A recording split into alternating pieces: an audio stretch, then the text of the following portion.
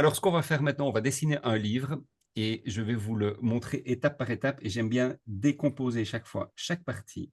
Et donc, première chose, je vais agrandir un petit peu. Je vais vous inviter à faire 3 lignes verticales qui sont à plus ou moins égale distance. Enfin, l'espace entre les lignes est plutôt identique. Et ce qu'on va faire, c'est qu'on va faire une petite courbe au-dessus de nos 3 lignes droites et on va faire une courbe en dessous. Oups, pardon. On va faire la ligne en dessous également. Et là, on a notre livre qui est ouvert. Alors là, il est ouvert, mais il n'y a pas encore l'épaisseur du livre. Ça pourrait plutôt même faire penser à un journal. Mais je trouve que c'est déjà une forme assez utile à mettre dans ces sketch notes. Alors, on va faire une version un peu plus simple, qui est un peu plus élaborée, à peine plus, hein, mais qui est une version que j'utilise assez souvent. En général, quand quand je dessine un livre, donc toujours les 3 lignes à égale distance et plus ou moins la même hauteur. Donc, je vais faire mon livre comme ceci avec les courbes. Et moi, ce que j'aime bien faire, ce sont les feuilles. Et donc, j'ajoute en dessous, et donc regardez vraiment sur la partie inférieure, j'ajoute une feuille, et la feuille va venir se rapprocher progressivement du centre du livre. Euh, on verra qu'il y a une autre version après, mais je trouve que celle-là, elle est pas mal. Et donc, je fais pareil avec une deuxième feuille, et je m'arrête là. Il n'y a pas besoin de faire plus que ça. Et pour la partie de droite, bah, ça va être exactement pareil. Je vais venir dessiner mes feuilles de papier du livre. Alors évidemment, vous pouvez déjà agrémenter votre livre d'un certain contenu. Il n'y a pas besoin dans le livre de devoir commencer à écrire, quoique ça peut être le cas aussi, et à ce moment-là, votre livre devient un conteneur, et comme un cadre en fait, et ce cadre, ben, vous pouvez indiquer du contenu dedans. Si ça n'est pas le cas, vous pouvez simplement vous contenter de faire ça de manière assez symbolique et de mettre juste des lignes de texte. En général, c'est ce que je fais. Euh, voilà, donc vous voyez déjà 2 versions possibles. Une troisième version, celle-ci, pareil, je vais l'agrandir comme ceci. Celle-ci, on va faire aussi 3 lignes, mais là, on va faire les 2 lignes de gauche et de droite. Et vous allez voir ici, celle du centre, elle est un peu en décalage vers le bas, parce que ça va nous donner un petit effet de perspective aussi. Et donc, ce qu'on va faire, je vais commencer par la droite. Je vais faire 2 lignes obliques. Mais là, il faut veiller à ce que les 2 obliques soient parallèles. Vous voyez que ça forme un parallélépipède rectangle. Et donc, ces 2 obliques soient bien parallèles. Et ça va être exactement pareil à gauche. Pardon, j'ai enclenché ma gomme.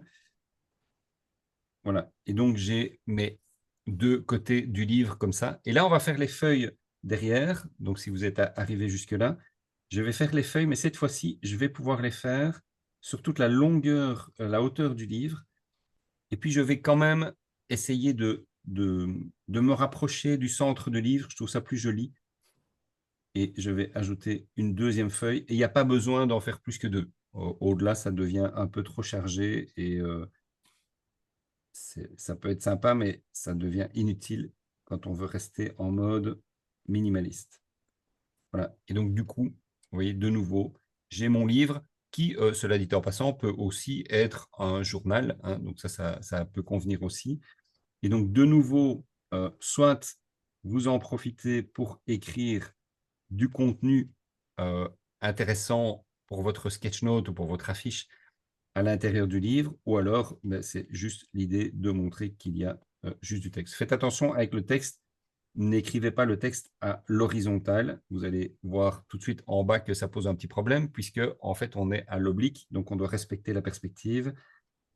Sur l'écriture, je me prends généralement pas trop, je me prends pas trop la tête, mais sur le texte, j'essaye que ça reste dans la même inclinaison. Vous voyez ce que je veux dire? Dernière chose, puisque là on a des livres ouverts, mais je voulais quand même montrer une manière de faire des livres alors fermés. Donc là, c'est un petit peu plus élaboré, mais je vais vous montrer vraiment étape par étape comment ça marche bien. Première étape, je vais dessiner un rectangle. Mais regardez, ici, je vais le mettre légèrement oblique. Très important.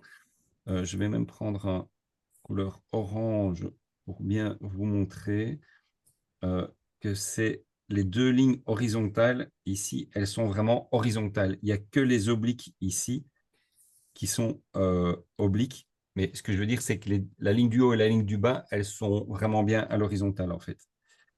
Alors, une fois qu'on a fait ça, on va faire la petite astuce qui va donner du volume au livre. Et donc, regardez ce que je vais faire. Je vais faire ici déborder. Je vais même le faire un peu plus grand pour qu'on le voit bien. Je vais faire déborder un petit ovale sur la gauche, enfin une petite courbe, hein, comme ça, et je vais revenir jusqu'à la partie droite du livre. OK? Et puis sur la partie supérieure, je vais ici tourner, aller dans une inclinaison qui est à peu près la même que celle-là. Je vais venir tourner et puis je vais descendre jusqu'à venir raccord avec ça. Hop, je vais le faire un petit peu plus petit. Voilà. Et je vais venir rejoindre la partie inférieure. Et dernière petite astuce, sur la partie ici à droite, je vais faire une petite courbe que je peux d'ailleurs reproduire encore ici à gauche. Pourquoi? Parce que ce sont les feuilles de mon livre. Et c'est là que on va vraiment donner cette impression qu'on a un bouquin avec des feuilles. Et là, ça peut devenir intéressant de pouvoir écrire quelque chose dedans. Voilà, mémoire d'un, alors je ne sais pas quoi, un éléphant. Voilà, hop. Et là, c'est très chouette parce que vous avez vraiment le bouquin qui peut servir de cadre. Alors ici, on peut le même, je vais même le reprendre ici. Vous pourriez même avoir l'épaisseur du livre qui n'est pas assez épaisse. Hop. Voilà. Il pourrait déborder comme ça par en dessous. Mais vous voyez que le mieux est l'ennemi du bien. Donc moi, je vous conseille de ne jamais en faire de trop. Dernière chose, c'est les livres empilés. Et donc là, pareil, étape par étape, on commence par faire un rectangle. Je vais essayer de le zoomer un peu ici. Et puis, on a les feuilles de notre livre. Et ici, à droite, on a l'arrondi du livre. Et à l'intérieur, je vais mettre mes petites feuilles. Alors, ce qui est bien avec la pile de livres, c'est de décaler les livres en haut et en bas. Alors, pardon, c'est d'abord un rectangle. C'est vraiment ça le plus simple à faire. Je fais mon rectangle. Quand j'ai fait mon rectangle, je fais la courbe des feuilles, je fais la courbe de la couverture et puis je fais mes feuilles dedans. Et puis alors, pareil, je fais le livre supérieur dans la pile. Je reprends le même principe. Hop, et je peux encore en faire un pour terminer. Hop, hop, et je fais mes petites lignes dedans. Ça, j'aime bien aussi parce que ça donne un peu l'idée d'avoir des livres empilés pour certains concepts, ça peut être sympa.